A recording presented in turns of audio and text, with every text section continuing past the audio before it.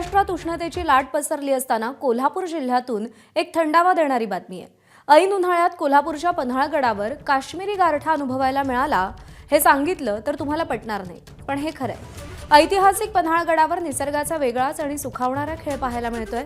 काल पहाटे पन्हाळगडावर इतकी थंडी पडली की नागरिक उबदार कपडे घालून बाहेर पडले। थंडीबरोबर धुक्याची चादर संपूर्ण पन्हाळगडावर पाहायला मिळाली।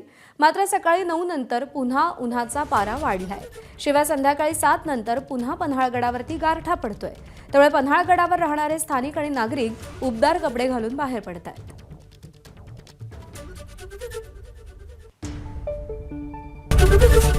एबीपी माझा, उघडा डोळे बघा नीट।